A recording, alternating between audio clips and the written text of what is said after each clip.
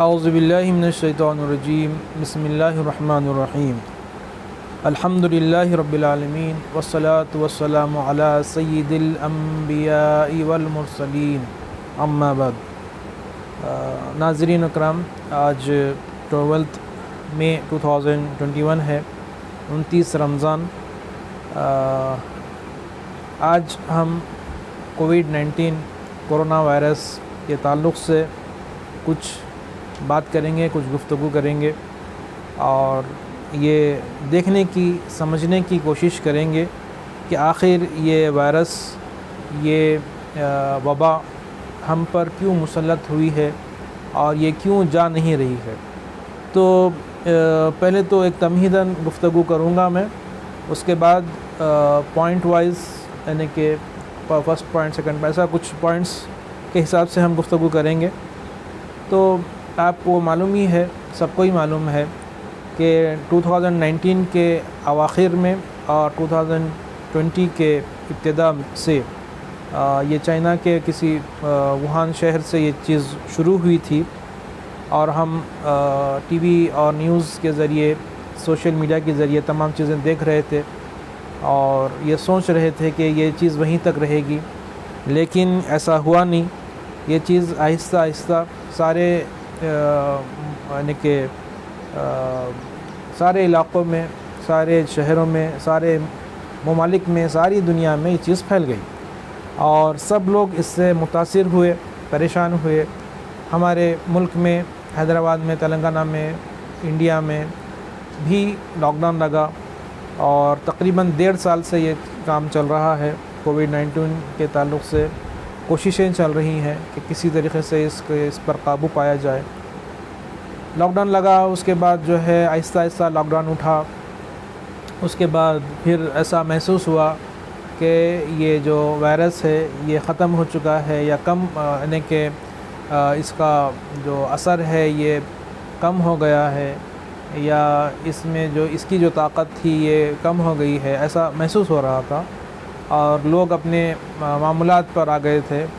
اور جو روزمرہ کی زندگی ہے اس میں لگ گئے تھے۔ لیکن پھر سے مارچ کا مہینہ جیسا آیا اور اس کے مختلف ویریئنٹس معلوم ہوئے کہ سیکنڈ میوٹیٹڈ وائرس ہوا، تھرڈ ہوا، UK کا ویریئنٹ ہوا، اب معلوم ہوا کہ انڈیا کا ویریئنٹ اور زیادہ خطرناک ہے، یعنی کہ جو وائرس ہے یہ نئی شکل لے کر حاضر ہوا اور اس سے لوگ پریشان بھی ہو رہے ہیں اور بیمار بھی پڑ رہے ہیں، اور آج کے حساب سے، آج کے ماحول کے حساب سے ہم دیکھ رہے ہیں کہ بہت ساری اموات ہو رہی ہیں، بہت سارے لوگ مر رہے ہیں، نہ تو قبرستان میں اور نہ ہی شمشان میں جو ہے اس کو ہینڈل کرنے کا جو ہے فیسلٹی موجود ہے۔ بہت زیادہ اموات کی تعداد ہے، بلکہ میں دیکھ رہا تھا نیوز میں کہ لوگ اپنے جو لاشیں ہیں اس کو بغیر اس کو جلائے، یعنی کہ ایسے ہی ندی میں بہا دے رہے ہیں اور جلی ناشیں بھی بہا رہے ہیں، ایسی بہا رہے ہیں، یعنی کہ اتنا یہ ہو گیا کہ دواخانوں پر، ہاسپٹلس میں کراؤڈ ہو گیا، بلکہ شمشان میں اور قبرستان میں بھی کراؤڈ ہو گیا، وہاں پر بھی جگہ ملنا مشکل ہے، یعنی کہ لاش کو جلانے کے لیے لکڑی ملنا مشکل ہے، اور وہاں کے جو لوگ ہیں وہاں کے لوگ بھی کم پڑ رہے ہیں۔ بہرحال ایک یوں سمجھیے کہ قیامت گزر رہی ہے، سب پریشان ہے اور ہر کسی کے پہچانت میں، رشتہ داروں میں کوئی نہ کوئی کووڈ سے جو ہے ان کا انتقال ہوا ہے، اور یہ بہت نازک موڑ چل رہا ہے، بہت ہی جو ہے حالت ایسی ہے کہ بتا نہیں سکتے کہ آگے کے حالات کیسے ہوں گے۔ تو اسی پس منظر میں ہم کچھ گفتگو کرنا چاہ رہے ہیں، میں کچھ آپ سے گفتگو کرنا چاہ رہا ہوں کہ یہ کووڈ-19 اور کرونا وائرس، یہ جو وبا ہے، اس کا کیا کچھ حل ہے، یا کچھ حل ہے بھی یا کچھ حل نہیں ہے، کیا معاملہ ہے، یہ کس طریقے کی آزمائش ہے، یہ ہم دیکھنے سمجھنے کی کوشش کریں گے انشاءاللہ۔ تو پوائنٹ وائز میں اس تعلق سے گفتگو کروں گا۔ فرسٹ پوائنٹ یہی ہے کہ ہم قرآن کی طرف آتے ہیں، تو قرآن میں آپ دیکھیے کہ جو سورہ حدید ہے آیت نمبر 22-23 اور سورہ بقرہ آیت نمبر 59 یہ آیتوں کا خلاصہ یہی ہے کہ جب قوم یعنی کہ صحیح راہ سے بھٹک جاتی ہے، بد عملیوں میں پڑ جاتی ہے اور اللہ کی نافرمانی کرتی ہے، پھر ان پر آزمائش اترتی ہے، ان پر عذاب اترتا ہے۔ یہ بیسیکلی بنیادی طور پر یہ بنی اسرائیل سے تعلق اس کا ہے، لیکن آج کے پس منظر میں یہ بالکل ہمارے لیے ایک سبق آموز چیز ہے۔ اور یہاں پہ تو ان آیتوں سے ہم کو یہ معلوم ہوا کہ اگر قوم بدعملیوں میں پڑ جائے گی تو پھر قوم پر آزمائش آئے گی۔ اور یہاں پہ غور کرنے والی بات یہ ہے کہ جو آزمائش ہے ایک آدمی کے لیے، دو آدمی کے لیے نہیں ہے، پوری قوم کے لیے ہے، پوری دنیا کے لیے ہے۔ تو یہ جو آزمائش کیونکہ پوری قوم پر آئی ہے، نہ کوئی نیک آدمی بچ رہا ہے، نہ تو کوئی ایمان والا بچ رہا ہے، نہ تو کوئی بغیر ایمان والا آدمی بچ رہا ہے، کوئی بھی انسان اس سے نہیں بچ رہا ہے۔ تو یہ قوم پر آئی ایک چیز، یہ جو آزمائش ہے قوم پر آئی ہے۔ تو اسی لیے میں نے یہ آیتوں کو چنا ہے تاکہ آپ کو بتلاؤں کہ اللہ کے تعلق سے اور اگر ہم جو ہے بے پرواہ ہوں گے اور بدعملیوں میں پڑ جائیں گے تو پھر ایسی صورت کا جو ہے ہم کو سامنا کرنا پڑے گا، ایسے آزمائشوں کا سامنا کرنا پڑے گا۔ اب دوسری مرتبہ دوسرا پوائنٹ نمبر 2 وہ یہ ہے، یہ ایک حدیث شریف کی طرف میں لاؤں گا جو مجھے لگتا ہے کہ یہ بہت مناسب حدیث شریف ہے آج کے پس منظر میں، وبائی امراض کے پس منظر میں۔ تو یہ حدیث شریف جو ہے آپ کے اس کا مفہوم یہ ہے کہ جب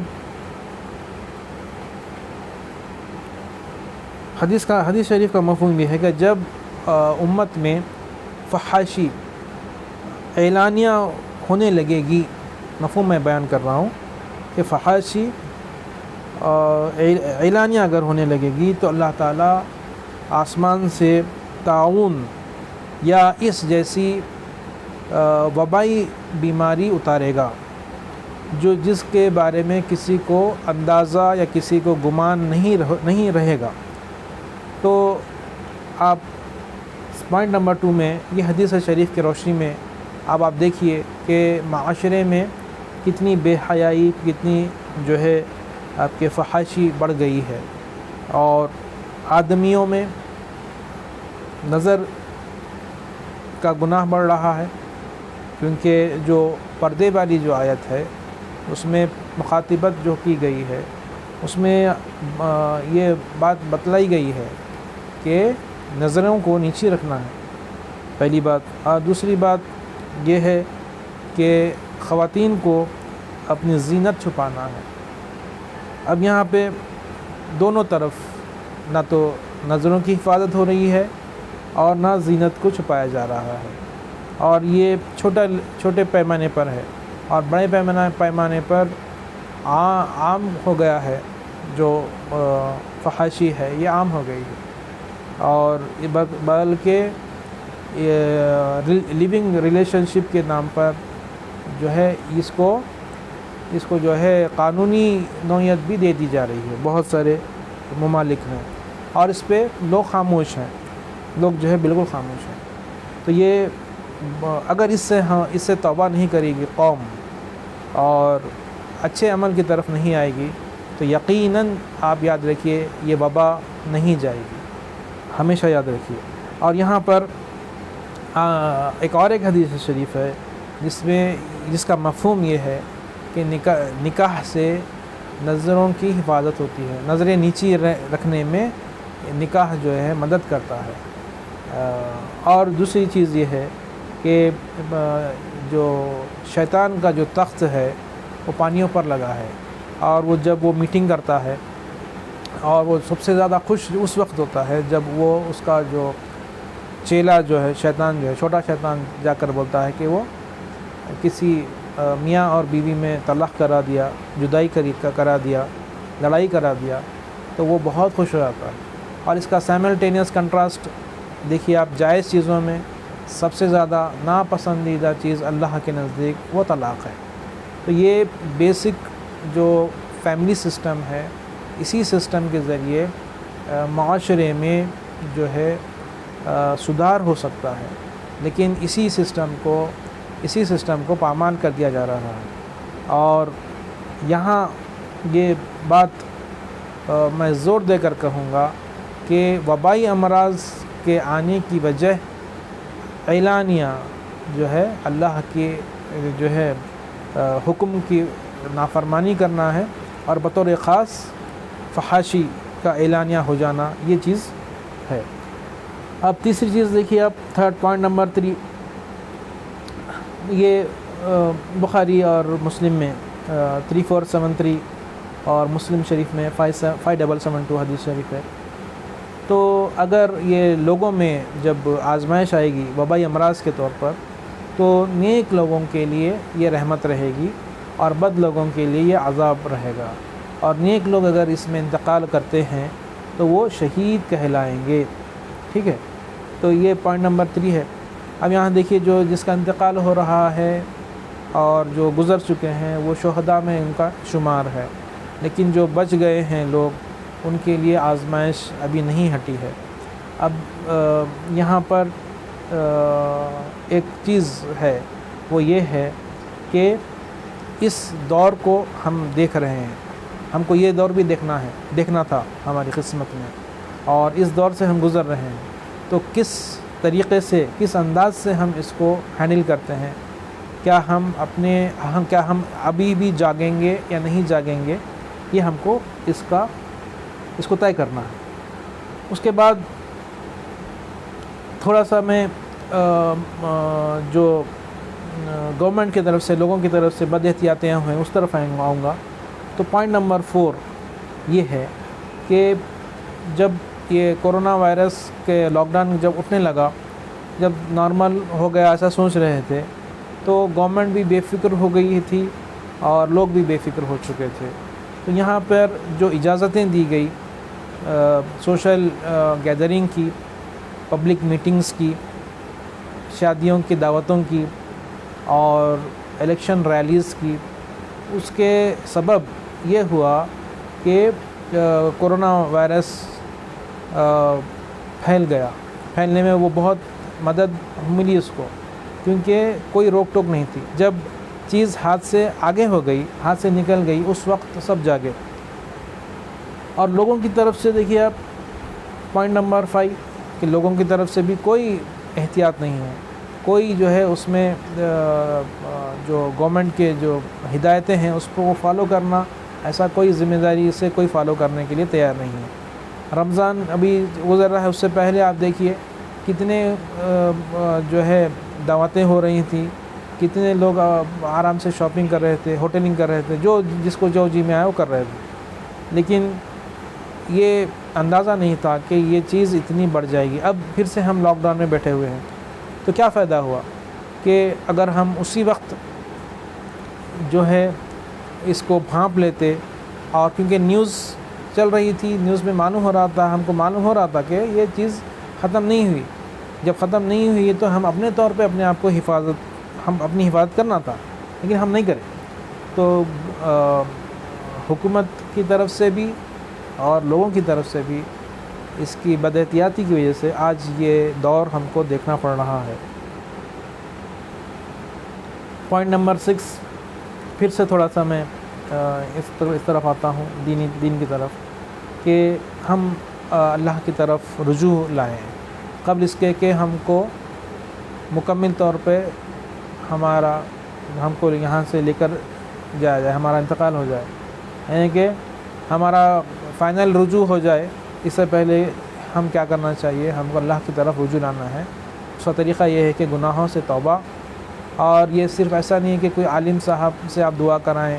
یا کوئی حافظ صاحب سے آپ دعا کرائیں، یا کوئی شیخ سے آپ دعا کرائیں، یا کوئی عالم دین سے بھی دعا کرائیں، امام صاحب سے دعا کرائیں، خطیب صاحب سے دعا کرائیں، ایسا نہیں ہے۔ یہ پوری قوم پر یہ چیز آئی ہے کہ ہر انڈیویجول، ہر انسان دعا کرے گا، ہر انسان توبہ کرے گا، تو پھر یہ چیز قوم پر چیز آئی ہے، تو قوم کو اٹھ کھڑے ہونا پڑے گا دعا کرنے کے لیے اللہ کی طرف۔ تو اس کے بعد پوائنٹ نمبر 7 یہ ہے کہ اپنے معاملات کو ٹھیک کریں۔ حقوق العباد میں خاص طور پر اپنے معاملات کو ٹھیک کریں۔ یہ دیکھیے آپ کتنے لوگ مر جا رہے ہیں، کتنے لوگ شہید ہو جا رہے ہیں اس وبا میں۔ تو ہمارا یہ فریضہ ہے، ہم پر یہ واجب ہے کہ ہم غیر ضروری کے نفرتیں نہ پالیں، اور غیر ضروری کے جو ہے اپنے معاملات کو جو ہے بگاڑیں نہیں، خاص طور پر حقوق العباد میں۔ آپ یہ دیکھیں کہ کیا آپ کا پڑوسی آپ سے ناراض ہے، کیا آپ کا ساتھی آپ سے ناراض ہے، کیا شوہر ناراض ہے، کیا بیوی ناراض ہے، کیا ماں باپ ناراض ہیں، کیا بچے ناراض ہیں، کیا بھائی بہن ناراض ہیں، کیا کوئی جائیداد کا معاملہ ہے، کیا کوئی ایسا معاملہ ہے کہ ہماری وجہ سے کوئی ہمارا رشتہ دار، کوئی ہمارا دوست ناراض ہے، تو یقیناً یہ بات دیکھیے کہ آج کے حساب سے ہم کو تمام ناراضگیاں دور کرنی ہیں اور تمام معاملات کو ٹھیک کرنا ہوگا، ورنہ جو ہے ایک ویسا وقت آئے گا کہ اگر آپ کسی سے معافی بھی مانگنا چاہیں تو ہو سکتا ہے کہ وہ چلا جائے دنیا سے، تو یا آپ خود چلے جائیں، آپ معافی مانگنے سے پہلے چلے جائیں، اور وہ آپ کسی سے معاف کروانے سے پہلے چلے جائیں، یا جس سے آپ معافی مانگنا چاہ رہے ہیں وہ انسان کا انتقال ہو جائے۔ تو یہ بہت ہی نازک دور چل رہا ہے، تو اپنوں سے کیا لڑائی، اپنوں سے کوئی لڑائی نہیں ہے۔ یہ جو جملہ ہے یہ چند مہینے پہلے، 2-3 مہینے پہلے ایک خاتون جو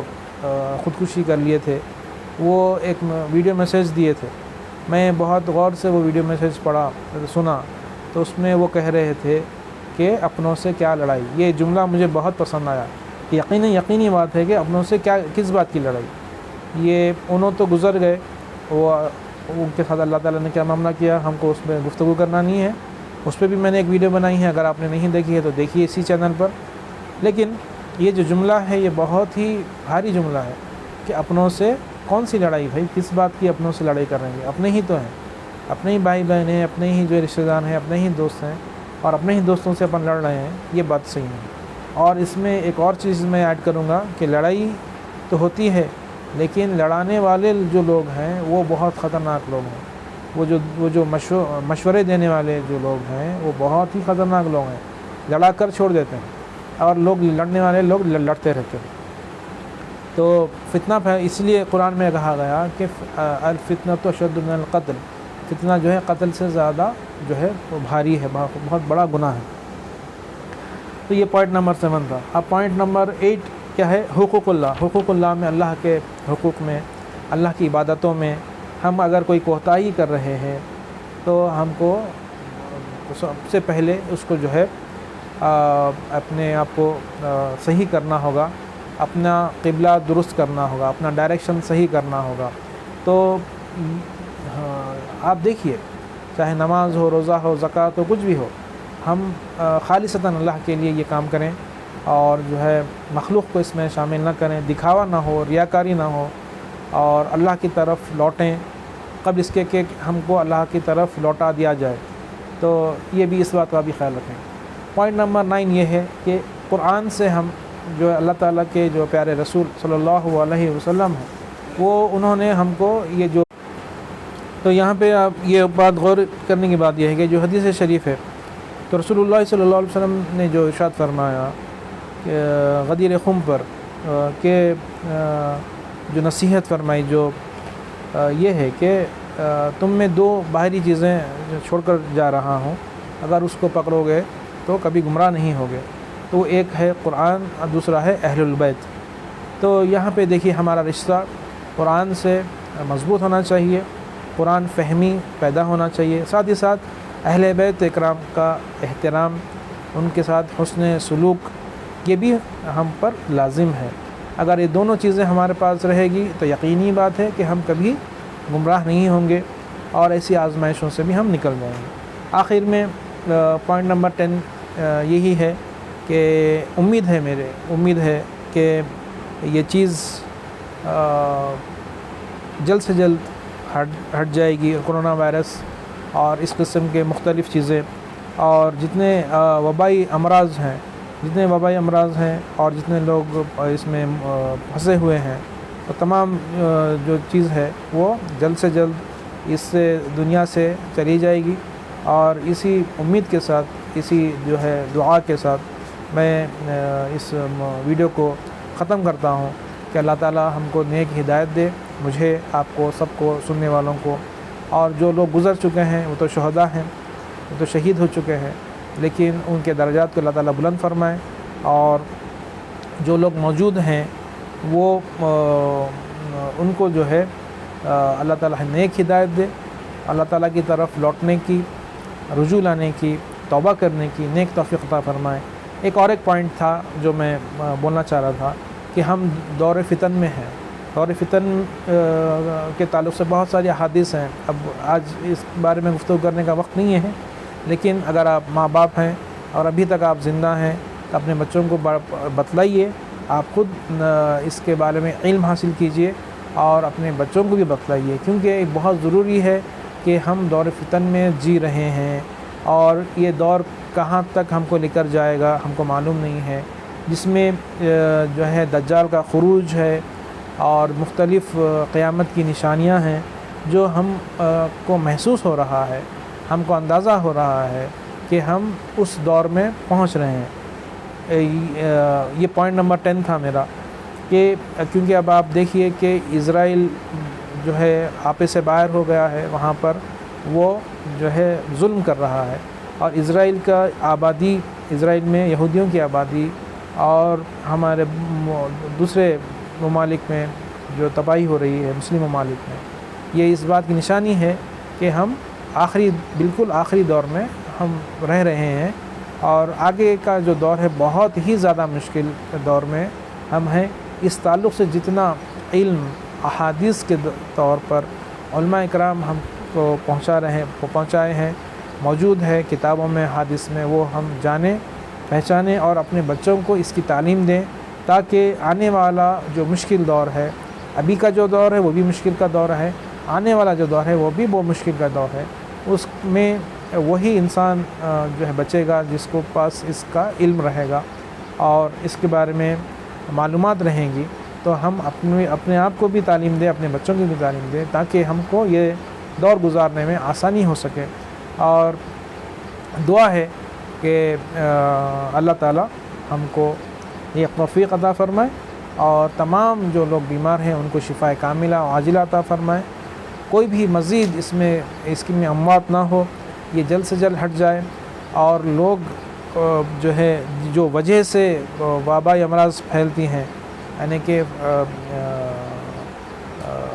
کہ فحاشی اور دیگر اس کے ریلیٹڈ جتنی چیزیں ہیں اس سے توبہ کریں اور صحیح ہو جائیں، اور اپنے حقوق العباد میں بھی، حقوق اللہ میں بھی جو ہے ہم اپنے معاملات صحیح کریں۔ اسی دعا کے ساتھ میں اس گفتگو کو ختم کرتا ہوں۔ وصلی اللہ علی النبی الامی وآلہ صلی اللہ علیہ وسلم تسلیما کثیرا۔ ربنا تقبل منا انک انت السمیع العلیم وتب علینا انک انت التواب الرحیم برحمتک یا ارحم الراحمین والحمد للہ رب العالمین۔ شکریہ۔